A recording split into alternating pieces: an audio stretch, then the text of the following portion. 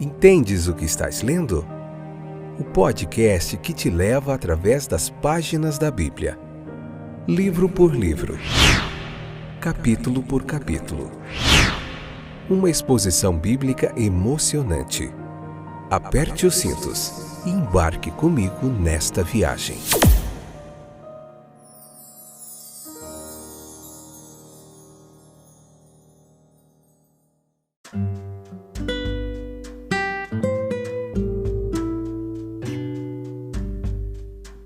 Estou de volta, eu sou o Fábio, como a grande maioria de vocês, a não ser que você esteja chegando pela primeira vez aí, como muita gente tem chegado.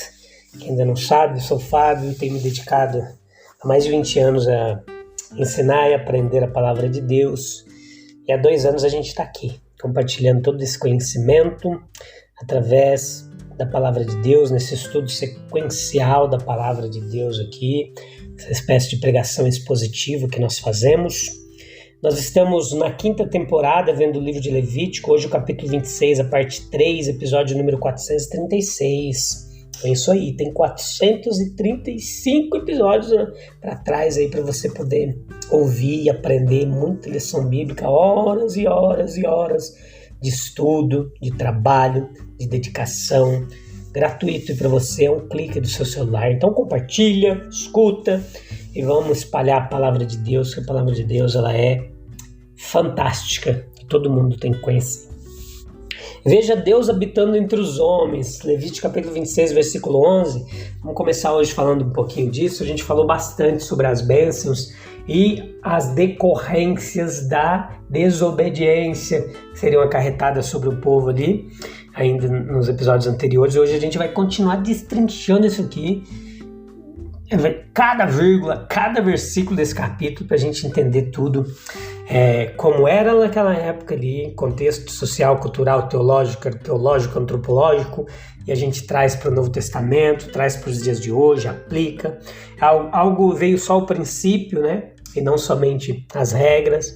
Então é isso, a Bíblia não é um livro somente de regras, é um livro de direções, é um livro que nos promete, antes de tudo, é a mensagem sobre Jesus Cristo, sobre salvação, sobre a abolição do pecado, sob o sacrifício divino, o sacrifício de Jesus Cristo. Então veja Deus habitando entre os homens, a lição é clara aqui. Todos os métodos possíveis foram empregados para conectar os israelitas à lei nesse capítulo. Então estabelecer um tabernáculo, ele implicava residências estabelecidas, vamos lá entender, hein? Presta atenção, ó. Residências ali, moradias, mesmo que em cabanas ainda, eram estabelecidas no meio do povo. Isso foi mais do que uma aparição ocasional no topo da montanha ou no deserto. Uma tenda é, pelo menos por uma temporada, uma morada fixa.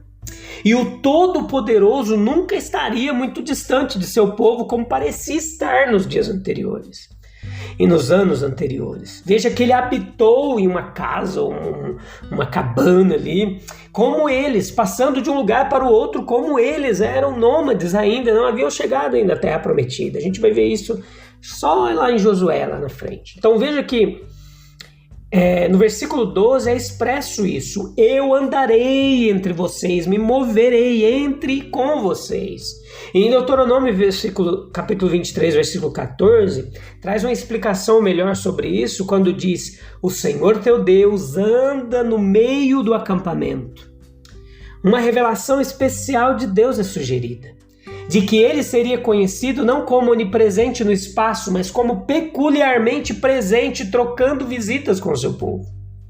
Eles desfrutavam de uma garantia da bênção divina, orientação, assistência, suporte, perdão, tudo está incluído aqui. Deus estaria sempre perto para ser suplicado, chamado, clamado. Deus estaria sempre perto no tabernáculo. Ali poderiam ser oferecidos sacrifícios para eliminar a impureza. Os gentios, eles saberão que eu, Senhor, olha lá Ezequiel capítulo 37, versículo 28. Os gentios saberão que eu, Senhor, santifico Israel, quando o meu santuário estiver no meio deles para sempre. A presença de Deus é superior a qualquer uma de suas obras. Veja que permanecer com o homem seria impossível se eles o entristecessem continuamente com seus pecados. Considere a pecaminosidade do homem. Quão repugnante para o puro e santo de Israel é todo o pensamento de iniquidade. Pedro, quando foi despertado para o senso de sua indignidade, ele clamou: afasta-te de mim, Senhor, porque eu sou um homem pecador. Considere as imperfeições do homem, meus queridos, sua ignorância, sua fragilidade, o embotamento de sua percepção, a sua falta de compreensão das coisas espirituais, a sua insensibilidade a gostos e emoções refinadas e elevadas. Se alguém educado numa boa sociedade, ele se revolta com a ideia de comunhão íntima com alguém que ele considera erroneamente inferior a ele na escala social, cujo modo de vida e hábitos de pensamento são diferentes, imagina quão grande deve ser a disparidade entre o céu e a terra. Somente um verdadeiro amor compassivo, um desejo de beneficiar e levantar esses seres miseráveis como nós, só uma visão do que eles poderiam se tornar por meio de tal comunhão com o Altíssimo poderia fazer Deus investir nos homens com interesse suficiente para permitir Ele habitar no meio deles. Se o povo se esforçar para cumprir as ordens da lei, muito de sua degradação desaparecerá e serão sucedidos pela integridade e retidão que gradualmente embelezarão seu caráter e costumes. A minha alma não te abominará. Olha o que diz o texto. Se você honrar meus preceitos com estrita fidelidade. A promessa foi cumprida. Na habitação local e permanente de Deus, lá em Jerusalém. E ali Deus colocou seu nome, exibiu seu poder e favor. Na manifestação pessoal dele em Cristo Jesus. Nele habita corporalmente toda a plenitude da divindade. João não disse que a palavra ela habitou entre nós? Então foi respondida a pergunta: Deus realmente habitará com o homem na terra? Meus queridos, Cristo peregrinou como nós em uma casa de barro, misturando-se com homens e mulheres em suas tarefas diárias. Ele sentou-se à mesma mesa com publicanos e pecadores.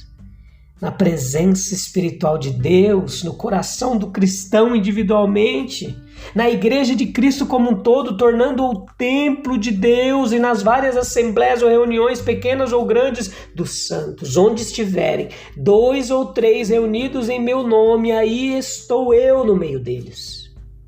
O maior cumprimento será quando o próprio Senhor Deus Todo-Poderoso constituir o templo no qual eles oferecerão sua adoração e serviço. Aquele que está sentado no trono habitará entre eles, estenderá seu tabernáculo neles, sobre eles. Não haverá mais fome nem sede, nem morte nem tristeza, nem choro, quando Deus se aproximar completamente de seu povo.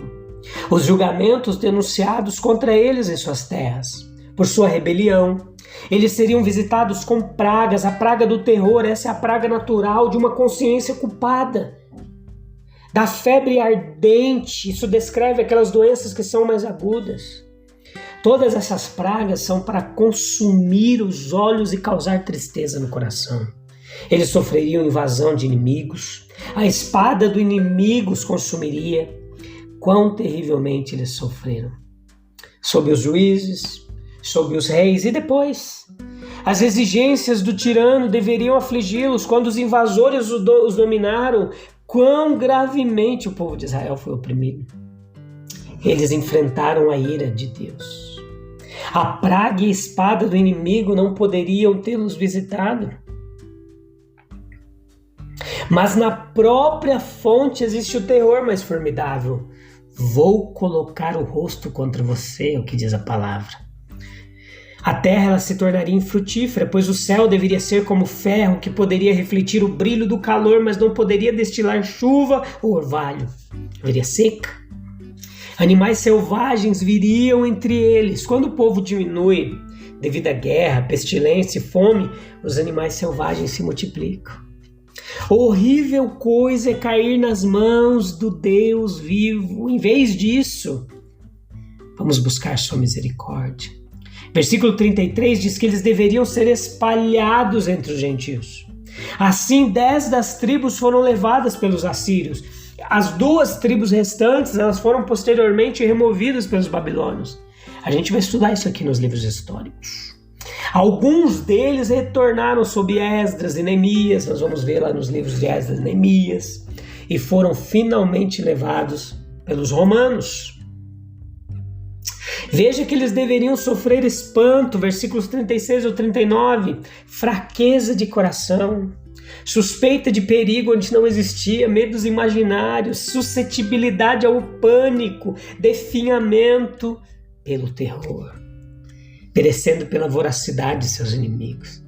Os sofrimentos deles seriam prolongados. Tudo isso está aqui no texto. Desde Saul até o cativeiro babilônico, veja que são contados cerca de 490 anos, período durante o qual houve 70 sábados de anos, pois 7 multiplicados por 70 perfazem 490 anos. Agora o cativeiro babilônico durou 70 anos e durante aquela época a terra de Israel descansou. Mas a terra descansou tantos anos no cativeiro babilônico quanto deveria ter descansado no sábado se os judeus tivessem observado a lei relativa aos sábados da terra. Essa tem sido a história deles. Sobre os romanos, sobre os sarracenos, sobre os cruzados, sobre os turcos. Quem, senão Deus, poderia ter previsto tudo isso? Quão irracional a incredulidade. Essa retribuição divina, versículo 14 ao 39, desse capítulo 26 aqui, apresentado, o divino legislador de Israel sabia muito bem que deveria contemplar tanto a desobediência quanto a obediência às suas leis, não poderia ser parcial. Quando ele insinuou a plenitude da recompensa que concederia aos fiéis, ele foi compelido a passar para: mas se você não me ouvir e não fizer, etc, etc, etc. A desobediência humana é um fator que ocorre constantemente na história humana. Para exigir isso, ela sempre pode ser assumida com segurança. Agora nós temos que lidar com o tratamento de Deus para isso. E nós vemos versículos 14 ao 18. Deus sempre nos diz: se não cumprirdes os meus mandamentos, porei o meu rosto contra vocês. Aos israelitas ele foi bem mais detalhista e específico. Seriam males, doenças corporal, trabalho não lucrativo, derrota em batalha, sujeição a regras que eles odiavam, terror, fugas vergonhosas. Se pecarmos, devemos esperar sofrer na mente, no corpo, na propriedade. A culpa e a miséria estão necessariamente unidas. O pecado merece sofrer. Não há necessidade de outra explicação para o sofrimento, para a santa e justa lei de Deus ao ser transgredida. No entanto, enquanto legislador divino, ele visita o pecado com retribuição, porque é certo que ele receba essa marca de sua santa desaprovação.